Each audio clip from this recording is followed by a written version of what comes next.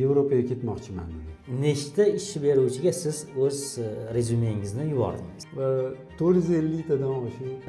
Germaniyaga qanaqa kelib qoldingiz o'zi? Shuni bir gapirib bersangiz. Bir haftada viza chiqdi. Kimdir mendan shunaqa so'rab qolsa, o'zim yaqinlarim deyman.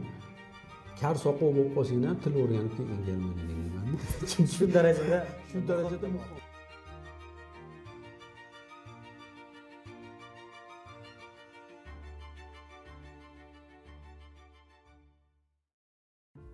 Ba'zilar imkoniyat kutadi, ba'zilar esa imkoniyatni o'zi yaratadi. Inson hayotida shunday pallalar bo'ladiki, u ikki yo'ldan birini tanlaydi. Yoki odatiy hayotda qoladi, yoki qo'rqsa ham yangi hayot sari qadam tashlaydi. 41 yosh, yangi til, begona mamlakat, noma'lum kelajak. Ko'pchilik bu yoshda tavakkal qilmaydi, ammo bugungi suhbatdoshimiz bundan qo'rqmadi.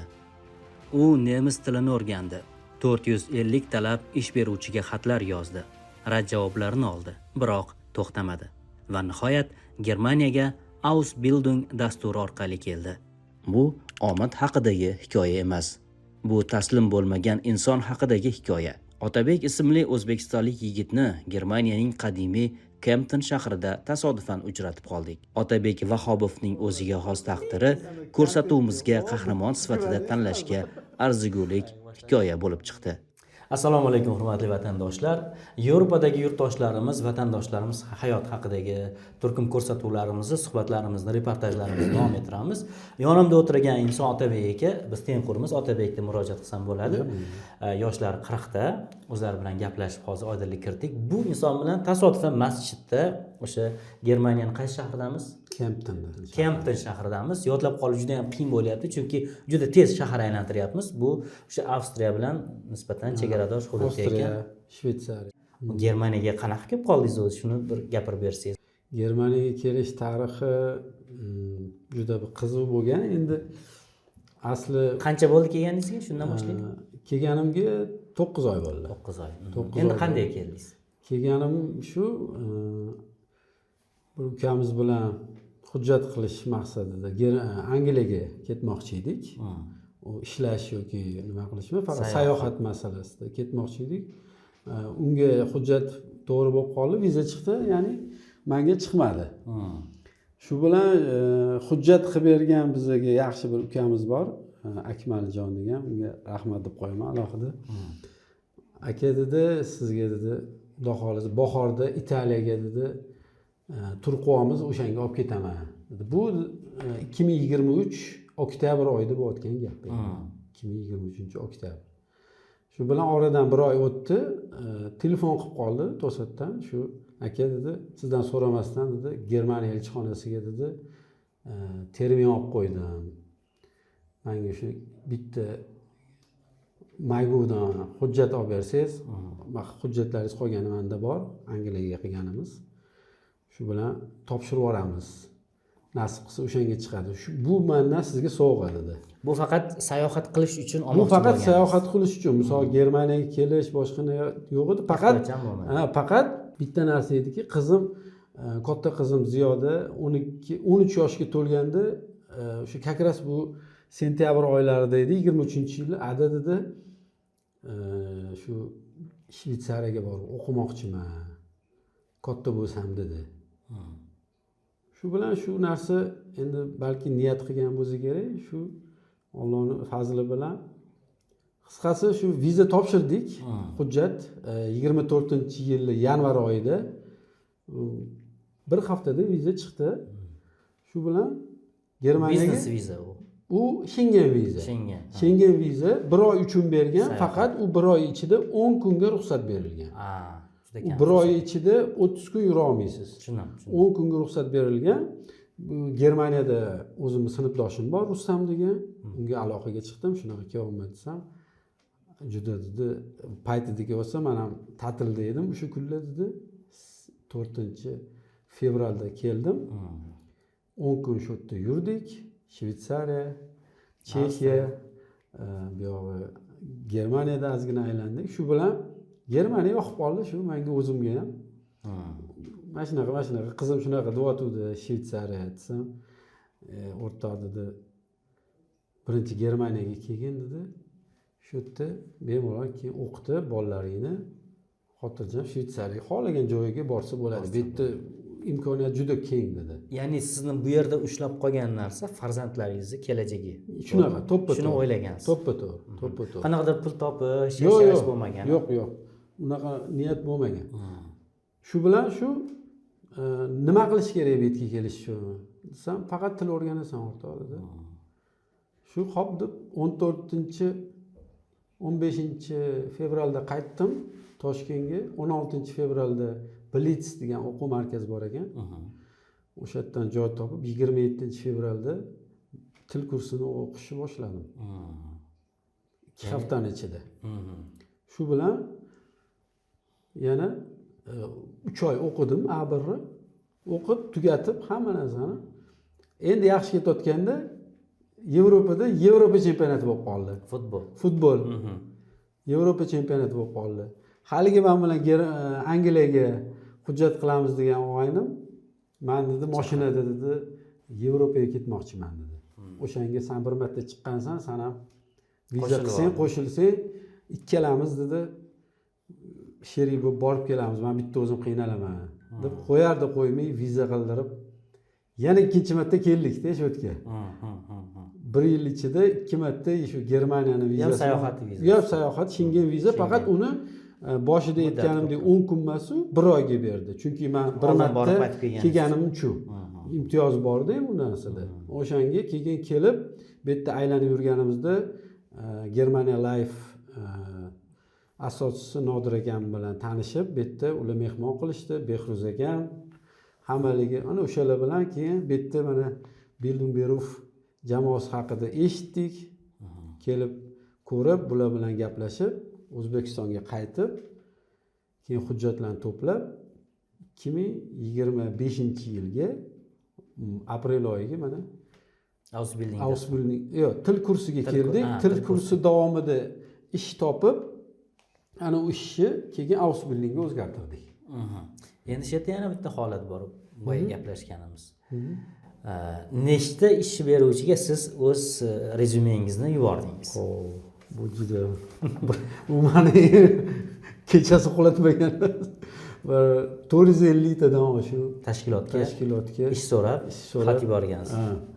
Boshidagi bir 50 ta 100 tasini lekin qayerga jo'natganimni bilmayman, lekin keyin o'rganib oldim. Keyin bildimki, bu yerda bir hafta yoki 1 oy yoki 3 oydan keyin har qanday holatda sizga javob keladi. Yoki ijobiy yoki salbiy, lekin keladi. Nechtasi rad qildi shundan?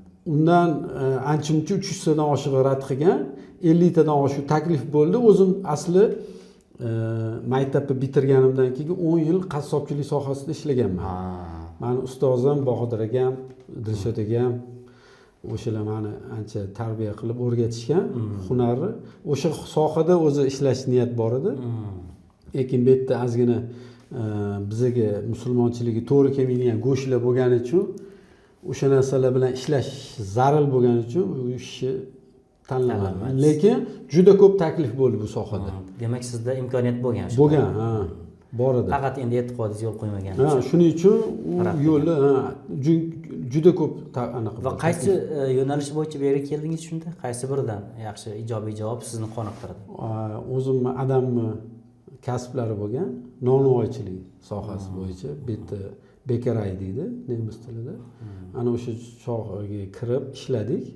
Undan keyin bizni men ya'ni ish beruvchiga ma'qul kelganim uchun, u meni ishxonasida olib qolish uchun menda hujjat yetarli bo'lmagani uchun u meni hujjatim Ausbildungga o'zgartirib o'ziga olib qoldi. Shu tariqa hozir o'qib ham ishlayapsiz. Dual sistemada ishlayapmiz. Ham o'qib ham ishlayapmiz haftasiga. Endi u yerda adashmasam stipendiya beradi. Stipendiya emas, uni mana bunaqa narsa. Qanaqa beradi? Uni ish beruvchi oylik qilib yozadi shartnomaga. Masalan, meni oyligimni 1220 euro bu yilga yozgan, uni oyma-oy tushirib beradi. U stipendiya hisobli emas, u oylikka o'xshagan. Oylik hisobida deyiladi. Chunki shartnoma shunaqa ketadi. Endi shartnoma bo'yicha qancha muddat ishlashingiz kerak endi bu yerda? Shartnoma bo'yicha o'qishim kerak 3 yil. 3 yil. 3 yil o'qishim kerak. ana o'sha 3 yilni bitirgandan keyin xohlasam shu bekarayda qolaman. O'zi bizani asli yo'nalishimiz ham nonvoychilik, ham fachverkaufer deydi. Bu yerda sotuvchilik kasbi. Fachverkauf ham O'sha do'konlarda sotasiz-da shu mahsulotlarni. Shu mahsulotni shu joyida pishirib, ham sotuvchi bizani asosiy kasbimiz. Peshtoqqa qo'yib sotasiz. Nonvoy o'zi bo'lsa, agar fachverkaufer bo'lmasa, uni alohida shu zavodda yoki boshqa non sexida o'sha yerda yopiq joyda ishlanadi. U xaridorlar bilan muomala qilmaydi. Sizga ikkalasi ham. Menda ideal ikkalasi ham. Endi niyat qanaqa? Endi uni bitirgandan keyin shu sohani davom ettirishmi yoki alohida bir tadbirkorlik ochishmi? O'zi niyatlaringiz qanaqa? O'zi asli agar o'xshasa, o'sha men muvaffaqiyatli bitirib, Alloh nasib qilsa, o'zim bu yerda yoki alohida o'zimni bekaray ochish niyatim bor yoki konditerskiy o'sha qandolatchilik mahsulotlarni xohlagan nimangizni ocha olasizda, chunki sizda qo'lingizda hujjat bor. Yoki bo'lmasa xohlagan shu klientlar, mijozlar bilan ishlaydigan, savdo qiladigan joylarga bemalol ishga kirib ketsa bo'ladi bu hujjat bilan. U bilan keyin yaxshi oylik olsa bo'ladimi? Endi siz masalan 3 yil o'qigandan keyin sizni qo'lingizda sertifikat bo'ladi, siz imkoniyatingiz ko'proq bo'ladi, to'g'rimi? Endi kamida hozir bizani men o'zim soham bo'yicha brutto 2300 ming 2400 euro bo'ladi. Bo'ladi. Boshlanishiga. Keyin sekin team lighter, keyin filial lighter shunaqa o'sib katta bo'lib, o'shanga yarasha keyin oylik ham chiqaveradi. Mana siz deyarli 40 yoshda farzandlaringiz katta bo'lganda 4 nafar farzandingiz bor. 4 ta farzandim bor. Shunga qaramasdan siz shu natijalarga o'zingiz harakat qilib, oxirigacha kurashib erisha olgan odamsizda. Kimlardir endi 40 yoshda ham borsa, bo'larmikan, til o'rgansa bo'larmikan deb ikkalanish mumkin-da. Siz yaqqol misolsizki, buni istalgan yoshda odam agar xohlasa, harakat qilsa bo'lar ekan. Kelmoqchi bo'lgan shunaqa sizga o'xshab ishga yoki boshqa bir yo'llarda kelmoqchi bo'lgan odamlar bo'lsa, masalan biz kuzatib turganlar bo'lsa, ularga nima degan bo'lardingiz siz? Qanaqa tavsiya bergan bo'lardingiz? O'zingizni Germaniyaga, misol uchun yoki Germaniyaga. Germaniyaga deylik. Germaniyaga bo'lsa, eng birinchi asosiy qilinadigan ish bu til. Til. Men o'zim aytaman, agar kimdir mendan shunaqa so'rab qolsa, o'zim yaqinlarim deyman, kar soqov bo'lib qolsang ham til o'rganib kelgan Germaniyaga deyman. Shu darajada muhim. Bu siz iloji yo'q. Lekin men o'sha yerga borsam, muhitni ichida o'rganib ketaman, menda shunaqa qobiliyat bor desa, balkim bordir shunaqa odamlar ham. Lekin men hali ko'rmadim. Unaqa odam bu yerda ming hujjati zo'r bo'lsa ham, yo'da misol O'zbekistondami yoki boshqa qo'shni davlatlardami eng zo'r o'zini kasbini mutaxassisi, professional bo'lsa ham, tili yo'qmi, bu yerda qabul qilmaydi uni. Chunki u bilan muloqot qiladigan odam qoladi bular. Nemisda shunaqa. Endi masalan tilni o'rgandi deylik, sertifikat oldi deylik. Undan keyin qayerlargadir pul sarflab kimlargadir berish kerakmi yoki o'zi harakat qilib ko'rish kerakmi? Shu yo'llarni ayting-da. Yo'q. Agar tilni o'ziga ishonarli, misol uchun eng kamida B1 darajada o'rganadigan bo'lsa, tilni u qo'rqmasdan любой sayt bor, masalan, ish qidiradigan Germaniyani saytlari O'zbekistonda turib ham bemalol mustaqil qidirsa bo'ladi. Chunki men ham masalan hech narsani bilmaganman, lekin til kursiga borganimda mendan kichkina 18 yosh bo'ladimi, misol uchun, yoki ko'rganman 50 dan oshib yoshgan odamlar ham o'qiyotdi. 65 ga chiqqan odam ham o'qiyotdi bizning til kursimizda. Bizning sinfda emas, lekin til kursida. O'sha odamlar bilan biz nima qilganimizda, "Xo'p, bular tayin o'qiyotgani, amaki, siz nimaga o'qiyapsiz?" Ularga ham qiziqdi u desa, "Men o'g'lim Germaniyada yashaydi.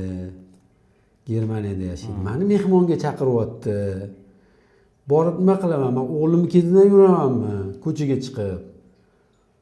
O'g'lim nima deyapti? O'g'lim mana buni aytyapti. Tarjima qilib. Deb aytaman, o'zim gaplashaman. O'shaning uchun keldim men bu yerga. Qo'y. Ana o'sha aytmoqchi. Bo'lmasam bu odamga kerak emas. O'g'li ehtimol tayyor. tarjimon qilib berardi. Ha, hamma narsa muhayyo. U odamga kerak emas. U pul ham kerak emas, ishlamoqchi ham emas u odam. Lekin oldiga maqsad qo'ygan. Maqsad. Ha. Demak, maqsadni aniq qo'yib, tilni o'rganib, o'zi mustaqil ravishda ish beruvchilarni topib bemalol topib, o'sha ish beruvchi bilan ish beruvchiga mana boshida aytganimizdek, nechta bo'lsa ham, misol uchun bugun 10 ta jo'natdi-da, ertasi kuni javob kelmasa xafa bo'lib qolish kerak emas. Bu yerda Germaniyani qonunchiligida kamida bir hafta, 3 oy, 6 oygacha javob keladi. ha yoki yo'q degan javob bersa. Ha yoki yo'q degan javob alohida nima deydi, обязательно keladi ekan. Shart keladi. Yo'q yoki ha. Qo'rqmasdan qaysi soha bu odamni qiziqtirsa, yozirish kerak. Uni chegarasi yo'q. Limit qo'ymagan u narsaga. Bemalol yozib, u javob kelgandan keyin oddiy agar javob kelsa, shunda ular qanaqa aytadi? Suhbatga taklif qiladi. Bo'ldi, oddiy onlayn suhbat yoki o'xshasa telefonda suhbat. Suhbatdan o'tgandan keyin shunda shartnoma jo'natadi. Shu shartnoma bilan elchixonaga hujjat topshiradi. Hech kim kerak emas. Faqat elchixonadan qilinadigan ish termin olish. O'sha to'lovlari bo'ladi. To'lov u arzimagan bo'lsa 100 euro ham chiqmaydi. 100 euro ham chiqmaydi. 90 euroga vizametrik hozir boshqaga o'tib ketdi deb eshitdim. Vizametrik deydi. O'shanga u to'laydi, u kerak emas. Xullas, uni tilni bilgan odam bemalol qo'rqma, o'ziga ishonarli, hamma narsani qila oladi tilni bilgan odam. Tilni bilgandan keyin o'sha aytganimdek, o'sha misol shu men kursga kirganimda hamma o'zi bilmagan narsangizni eshitaverasiz. Kimdandir o'sha hamma bilmagandan keyin kimdandir so'rab o'zi uchun ma'lumoti bor. Aytsangiz, "Ha, men buni mana bunaqa qilish kerak, men bunchidan eshitganman." Hamma sizga shunchaki ma'lumotni tekinga berib qo'yishadi. Sizga katta rahmat. O'qishlaringizda, ishlaringizga omad. Nimaiki yaxshi niyat qilgan bo'lsangiz, hammasiga erishishingizni tilak bildiramiz. Taninglar sog' bo'lsin. Hammanglarga rahmat. Rahmat. Shu o'rinda Ausbildung dastur haqida. Ausbildung Germaniyadagi mashhur dual ta'lim tizimi bo'lib, kasb-hunar o'rganish va ishlashni birlashtiradi. O'qish davomida talaba haftaning 3-4 kunini korxonada amaliyot o'tashga, qolgan qismini esa nazariy bilim olishga sarflaydi. Eng muhimi, siz o'qish davomida oylik maosh olasiz. Davomiyligi 2 yildan 3,5 yilgacha. O'rtacha oylik maoshi oyiga 1000 yevrodan 1300 yevrogacha. Bu tanlangan kasbga qarab farqlanadi. Talablar: nemis tilini bilish darajasi odatda B1, B2, 10 yoki 11-sinf attestati. Ausbildung dasturida tibbiyot, xususan hamshiralik ishi, IT, qurilish, xizmat ko'rsatish, muhandislik kabi 300 dan ortiq kasblar mavjud. Qanday qilib izlash va topshirish mumkin? Bo'sh o'rinlarni Germaniyaning rasmiy qidiruv portallari orqali ko'rib chiqishingiz mumkin. Bunda eng yirik platformalar Ausbildung.d va Berufenet, ya'ni Federal bandlik agentligi ma'lumotlar bazasi yordam beradi. O'zingizga yoqqan korxonaga nemis tilidagi rezyume, ya'ni Lebenslauf va motivatsion xat yuborasiz. Qabul xatiga ega bo'lgach, O'zbekistondagi elchixona orqali ishchi yoki o'quv vizasini rasmiylashtirasiz.